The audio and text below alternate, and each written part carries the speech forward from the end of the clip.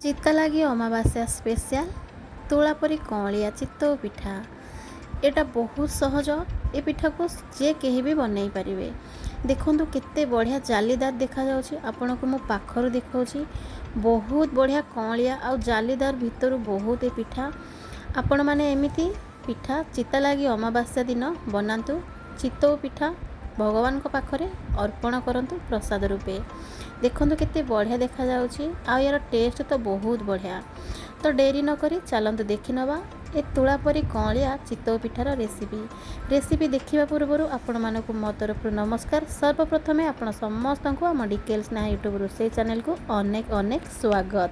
ପ୍ରଥମେ ତ ଏଇଠି ମୁଁ ନେଇଯାଇଛି ଗୋଟେ ଗ୍ଲାସ୍ ଅରୁଆ ଚାଉଳକୁ ଆମେ ବାଉଲରେ ଦେଇକି ତାକୁ ଭଲ ଭାବରେ ଏଠି ଧୋଇକି ନେଇ ଆସିଛନ୍ତି। ଚାଉଳକୁ ଆମେ 4 ରୁ 5 ଘଣ୍ଟା ରେଷ୍ଟ ଛାଡ଼ିଦେବା। ସେ ଭଲ ଭାବରେ ପୁରା ଭିଜିଯିବ। ଏଇଠି ଦେଖନ୍ତୁ ଚାଉଳକୁ ଆମେ ଯେଉଁ ଛାଡ଼ି ଦେଇଥିଲେ 4-5 ଘଣ୍ଟା ପରେ ଆପଣମାନଙ୍କୁ ଦେଖାଉଛି। ଦେଖନ୍ତୁ କେତେ ବଢ଼ିଆ ସେ ଚାଉଳ ଏଠି ଆମର ଭିଜି ଯାଇଛି। ଚାଉଳରେ ଯାହା ଏକ୍ସଟ୍ରା ପାଣି ଥିଲା ତାକୁ ବାହାର କରି ମୁଁ ଗୋଟେ ମିକ୍ସିଂ ଜାର୍ରେ ତାକୁ ଅଳ୍ପ ଅଳ୍ପ ଦେଇଦେଇଛି।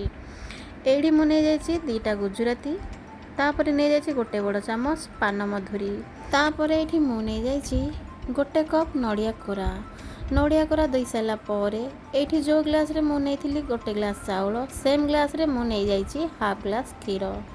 ଏଇଠି ଆମେ ଚାଉଳକୁ 2 ଥର କରିକି ବାଟିବା। ହାଫ୍ ଗ୍ଲାସ୍ କ୍ଷୀରରୁ ଅଧା ଏଇଠି ଦେବା ଆମେ, ଆଉ ବାକି ଅଧା ରଖିନେବା। ବାକି ଚାଉଳକୁ ବାଟିଲେ ଆମେ ୟୁଜ୍ କରିବା। ଦେଖନ୍ତୁ ଏଇଠି ଅଧା ରହିଗଲା।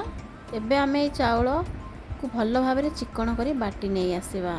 ଏଇଠି ଦେଖନ୍ତୁ ସବୁ କମ୍ପ୍ଲିଟ୍ ଆମେ ଚାଉଳକୁ ବାଟି ସାରିଛନ୍ତି। ଏବେ ଆପଣମାନଙ୍କୁ ମୁଁ ଦେଖାଉଛି। ଦେଖନ୍ତୁ ୟାର କନସିଷ୍ଟେନ୍ସି କେତେ ବଢ଼ିଆ ଅଛି।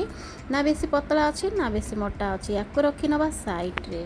ଗ୍ୟାସ୍ ଅନ୍ କରିକି ଗ୍ୟାସ୍ରେ ମୁଁ ଗୋଟେ କଡ଼େଇ ବସାଇ ନେଇଛି। ଗ୍ୟାସ୍ର ଫ୍ଲେମ୍କୁ ମୁଁ ଲୋ ରଖିଛି। ଯେଉଁ ଗ୍ଲାସ୍ରେ ମାପିକି 1 ଗ୍ଲାସ୍ ଚାଉଳ ନେଇଥିଲି ସେମ୍ ଗ୍ଲାସ୍ରେ ମାପିକି ମୁଁ ନେଇଯାଇଛି ହାଫ୍ ଗ୍ଲାସ୍ ଗୁଡ଼କୁ ଗରମ କଡ଼େଇରେ ଏବେ ମୁଁ ଆଡ଼୍ କରିନେଲି। ଗ୍ୟାସ୍ର ଫ୍ଲେମ୍କୁ ଲୋ ଟୁ ମିଡ଼ିୟମ୍ କରିକି ଗୁଡ଼କୁ ଭଲ ଭାବରେ ଗୋଳେଇ ନେବା। ଏଇଠି ଗୁଡ଼କୁ ଆମେ କୌଣସି ପାଗ କରିବାନି। ଏମିତି କେବଳ ମେଲ୍ଟ ହେଇଗଲେ ଆମେ ଗ୍ୟାସ୍କୁ ବନ୍ଦ କରିକି ଗୁଡ଼କୁ ତଳକୁ ଓହ୍ଲେଇ ନେବା। ଏଇ ଗରମ ଥିବା ଅବସ୍ଥାରେ ଗୁଡ଼କୁ ଆମେ ଏଇ ଚାହା ଛଣାରେ ଛାଣିକି ବେଟରରେ ଆଡ଼୍ କରିନେବା। ଗୁଡ଼କୁ ଛାଣିବା ଦ୍ୱାରା ଗୁଡ଼ରେ ଯାହା ବି ସବୁ ଖରାପ ଜିନିଷ ଥିବ ସେସବୁ ବାହାରିଯିବ, ଯେଉଁଟାକି ଆମ ଦେହ ପାଇଁ ବହୁତ ଭଲ। ଏଇଠି ଦେଖନ୍ତୁ ଗୋଟେ ଚାମଚରେ ମୁଁ ତାକୁ ଟିକେ ଗୋଳେଇ ନେଉଛି। ଯାହା ବି ସବୁ ଖରାପ ଜିନିଷ ଅଛି ସେସବୁ ଯେମିତି ଆରାମସେ ବାହାରିଯିବ। ଆପଣମାନେ ଦେଖିପାରୁଥିବେ କେତେ ବଢ଼ିଆ ସେ ଏଠି ବାହାରି ଯାଉଛି। ବାକି ସବୁ ରିଲିଜ୍ ହେଇଯାଉଛି ବେଟରକୁ। ଏବେ ଆମେ ୟାକୁ ବାହାରକୁ ବାହାର କରି ନେବା। ବାକି ଗୋଟେ ଚାମଚରେ ଗୁଡ଼କୁ ଭଲ ଭାବରେ ବେଟର ସହିତ ଆମେ ମିଶାଇ ନେବା। ଦେଖନ୍ତୁ କେତେ ବଢ଼ିଆ ସେଠି ମିଶିଗଲା। ଏଇଠି ଦେଖନ୍ତୁ ଗୁଡ଼ ମିଶାଇଲା ପରେ ଏଇଟା ଟିକେ ପତଳା ହେଇଯାଇଛି। ଏମିତି ହିଁ କନସିଷ୍ଟେନ୍ସି ରହିବ। ଏବେ ସ୍ୱାଦ ଅନୁସାରେ ମୁଁ ନେଇଯାଇଛି ଛୋଟ ଚାମଚରେ ହାଫ୍ ଚାମଚ ଲୁଣ, ତାପରେ ବେକିଂ ସୋଡ଼ା ଏଠି ନେଇଯାଇଛି ହାଫ୍ ଚାମଚ। ୟାକୁ ଭଲ ଭାବରେ ଆମେ ମିଶାଇ ନେବା। 4 ରୁ 5 ଚାମଚ କଞ୍ଚା ଛେନା ଆଡ଼୍ କରିକି ଏସବୁକୁ ଭଲ ଭାବରେ ମିଶାଇ ନେବା।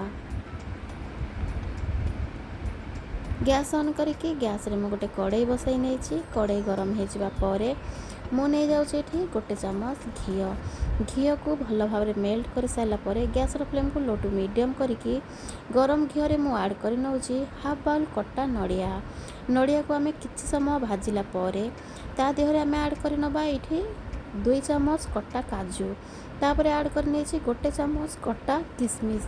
ଏସବୁକୁ 1 ମିନିଟ୍ ଆମେ ଭାଜି ନେବା ଭଲରେ। ଏଇଠି 1 ମିନିଟ୍ ଭାଜି ସାରିଲା ପରେ ଏଇଟା ଭଲ ଭାବରେ ଭାଜି ହେଇଯାଇଛି। ଏବେ ଗ୍ୟାସ୍ର ଫ୍ଲେମ୍କୁ ପୁରା ଲୋ କରିକି ଏସବୁକୁ ଆମେ ବାହାରକୁ ବାହାର କରି ନେଇଛନ୍ତି। କାଜୁ କିସମିସ୍ ନଡ଼ିଆ ଭଜାକୁ ଆମେ ବେଟରରେ ଆଡ଼୍ କରିକି ତାକୁ ଭଲ ଭାବରେ ଗୋଳେଇ ନେବା। ଆଉ ୟାକୁ ରଖିନେବା ସାଇଡ଼୍ରେ। ନଡ଼ିଆ ଯେଉଁ ଆମେ ଭାଜିଥିଲେ ସେ ନଡ଼ିଆ ଭଜାରୁ ଅଳ୍ପ ଘିଅ କଡ଼େଇରେ ରହିଯାଇଥିଲା। କଡ଼େଇ ପୁରା ଗରମ ଅଛି। ଧୂଆଁ ବାହାରୁଥିବା ଅବସ୍ଥାରେ ଆମେ ବେଟରରୁ ଗୋଟେ ଡଙ୍କି ନେଇକି କଡ଼େଇରେ ଦେଇଦେବା। ଏଠି ମୁଁ 3 ଡଙ୍କି ଦେଇଛି। ଗ୍ୟାସ୍ର ଫ୍ଲେମ୍କୁ ପୁରା ଲୋ କରିକି 1 ମିନିଟ୍ ପାଇଁ ତାକୁ ଘୋଡ଼େଇକି ଛାଡ଼ି ଦେଉଛି। 1 ମିନିଟ୍ ପରେ ଦେଖନ୍ତୁ ପିଠା କେତେ ବଢ଼ିଆ ସେ ଏଠି ପ୍ରସ୍ତୁତ ହେଇଯାଇଛି। ମୁଁ ଆପଣମାନଙ୍କୁ ଦେଖାଉଛି ଚାମଚ ମାରିକି। ଦେଖନ୍ତୁ କିଛି ବି ଲାଗୁନି। ପିଠା ଭିତରୁ ବହୁତ ବଢ଼ିଆ ସେ ସିଝିଛି ଆଉ କେତେ ବଢ଼ିଆ ଉପରୁ ଫୁଲିଛି। ଦେଖନ୍ତୁ ତୁଳା ପରି ପୁରା ନରମ ଅଛି ପିଠା। ବହୁତ ବଢ଼ିଆ ବାସ୍ନା ଆସୁଛି। ଆପଣମାନେ ଏମିତି ବନାନ୍ତୁ ଘରେ। तो यही प्रोसेस रे सब पिठा गुड़िक आम बनई नहीं। देखूँ आपण मानक मुझे भांगिकी देखा देखूँ केते जालीदार भितर तुला परी कौलिया पिठा बहुत बढ़िया रोचे। नमस्कार, जय श्री कृष्ण, राधे राधे।